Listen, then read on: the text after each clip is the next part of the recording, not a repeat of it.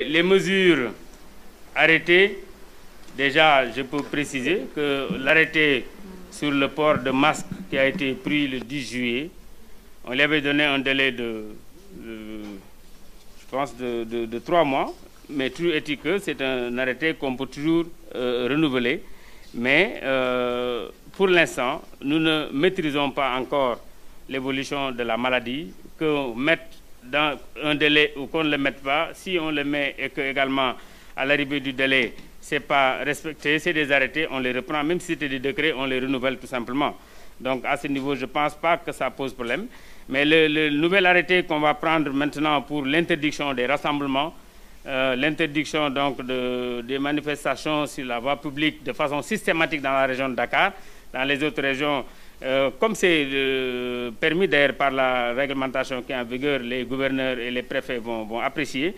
Mais ce que je peux dire déjà, c'est que pour cet arrêté qu'on va signer concernant les rassemblements, on va le faire sur 1 mois. J'ai dit tout à l'heure, nous souhaitons qu'au bout de 3 semaines, 2 semaines à 3 semaines, si chacun respecte les dispositions à Dakar, on doit voir un peu les résultats. Donc on va faire un arrêté dans un premier temps pour 1 mois, peut-être le renouveler s'il n'y a pas de résultats, ou carrément revenir dessus si les résultats sont probants. Là c'est important. Donc ça c'est une question de Amadou Moustapha Dieng. Alors, concernant également le Magal de Touba, vous en avez parlé. Dans les 3 mois à venir, nous avons le Magal de Touba, qui concerne spécifiquement Touba. Nous avons également le Gamou, qui va venir pratiquement 1 mois après, qui concerne pratiquement l'étendue du territoire. Mais dans la démarche que nous avons entamée, et qui est encore d'actualité, c'est que les marabouts ont été toujours associés à toutes ces démarches du président de la République, de nous-mêmes, parce que nous savons également le rôle qu'il joue pour la stabilité de ce pays. Je vais quand même en profiter d'ailleurs pour cette question pour saluer très sincèrement la démarche du Khalife général des Tidjanes et du Khalife général des Mourides. Aujourd'hui, lorsqu'on a mis les masques, personne ne pensait que ces autorités elles-mêmes allaient accepter de faire cela. Le Khalife général des Tidjanes récemment a été bloqué au niveau donc d'une levée du corps parce que tout simplement il avait un masque et les gendarmes ne le reconnaissaient pas. C'est quelque chose qu'il faut saluer. Le faisant, c'est une leçon. Le Khalife général des Mourides a fait la même chose.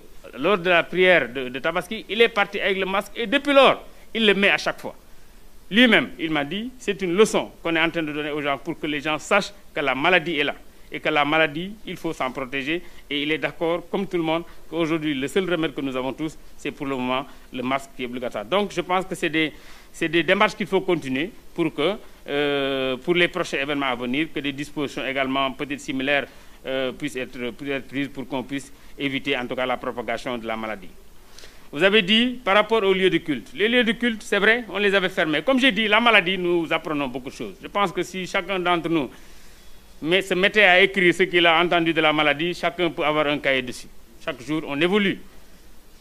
Donc, dans un premier temps, la mesure qui a été prise, c'est de dire on ferme. Dans un deuxième temps, certains ont dit on peut aujourd'hui faire des espacements. Vous avez vu ce qui s'est passé à la Mecque.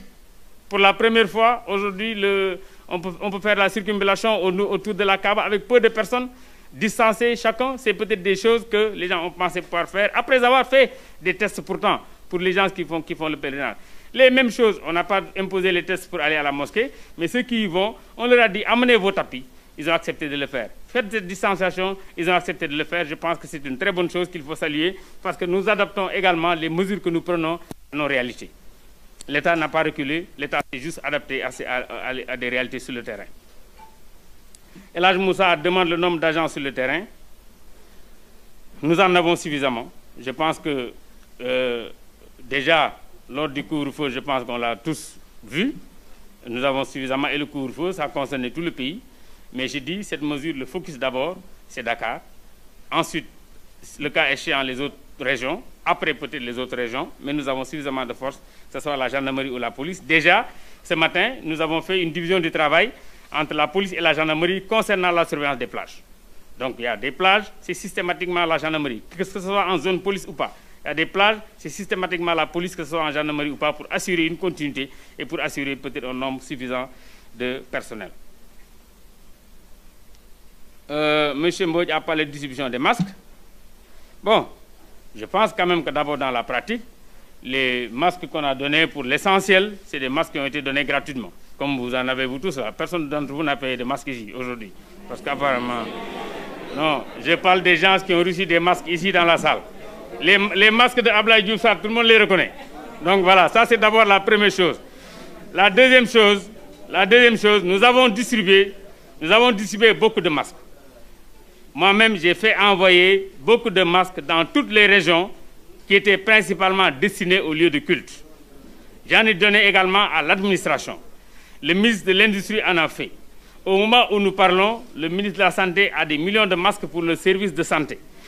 L'ADER, vous avez également vu, l'ADER aujourd'hui a des millions de masques et je sais que très prochainement, le président de la République va prendre des décisions fortes par rapport à ces masques pour le peuple sénégalais. Je pense qu'il y a des mesures importantes qui ont été prises. Vous avez vu, l'artisanat a eu à en produire. Il y en a beaucoup. Il y a des masques que les gens ont donnés gratuitement. Il y en a aujourd'hui qui se vendent sur le terrain.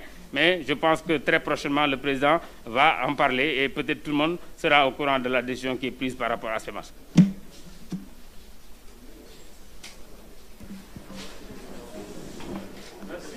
Hein? OK. Merci.